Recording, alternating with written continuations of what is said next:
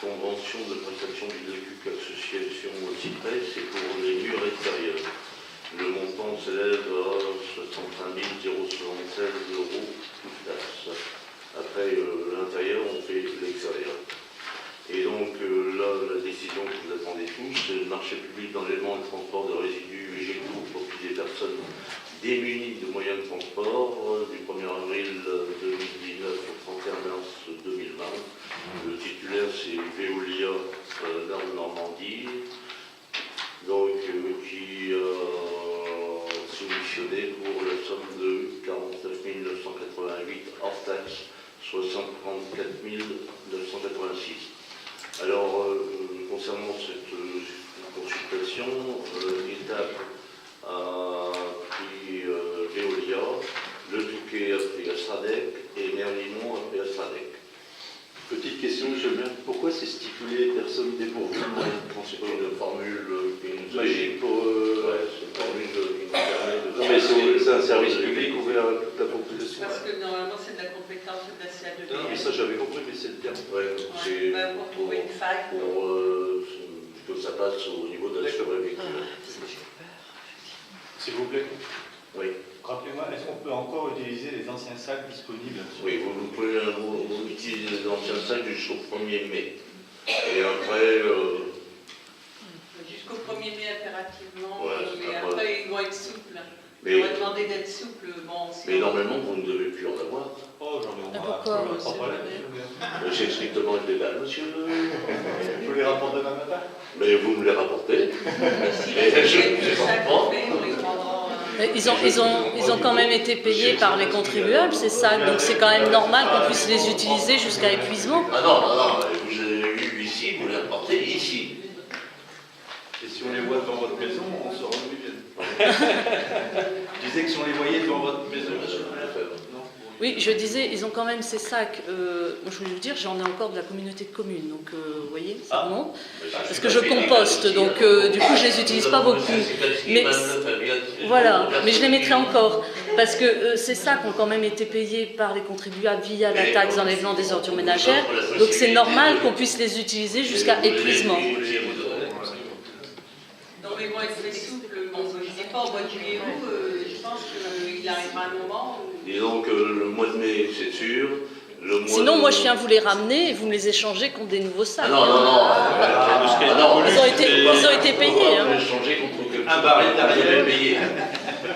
Bah, ceux-là, je les ai payés aussi. Ah ouais, mais là, vous les avez vous-même. Comme tout ce qui est gratuit, il y a eu beaucoup d'abus. Moi, j'étais intervenu auprès des Mais agents moi, qui c'était distribuaient. écrit. Oui, notamment.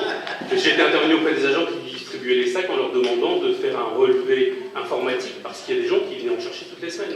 Et on retrouvait quelquefois des sacs de la CCMTO et de la CA2BM dans le Nord. Ah oui. Le problème, c'est qu'on a bien fait un relevé. On avait exactement le nombre de sacs et les superficies.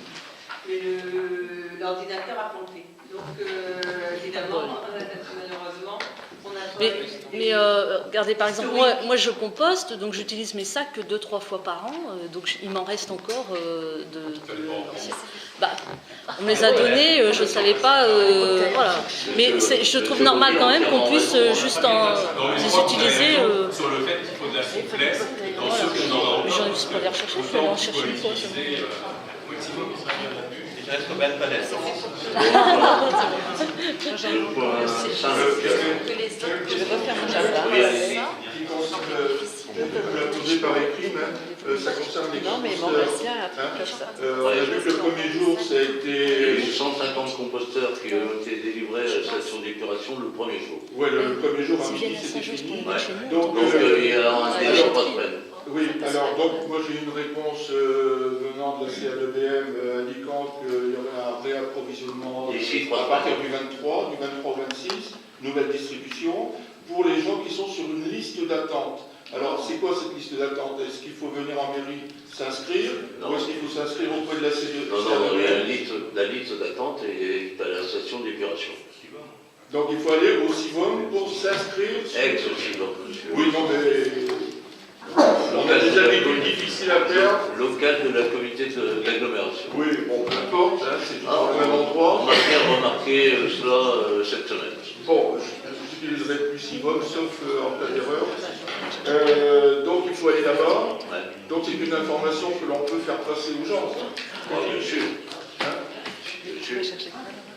Et voilà, donc cette liste d'attente, voilà, ça permettra de... Mais répondre aux questions des gens. à titre d'information, M. Kovacs, moi j'étais particulièrement contre la délivrance des composteurs au niveau de la station. Parce que ça oblige les grilles d'être ouvertes toute la journée et c'est un problème. Parce qu'il y a des machines dangereuses.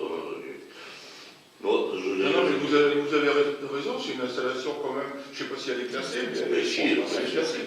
Donc, c'est pas une installation particulière, ça. La décision, dans ce cas-là, ne nous appartient pas.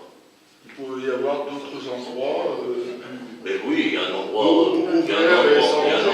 qui se trouve à l'une à l'aéroport, où on a un local de la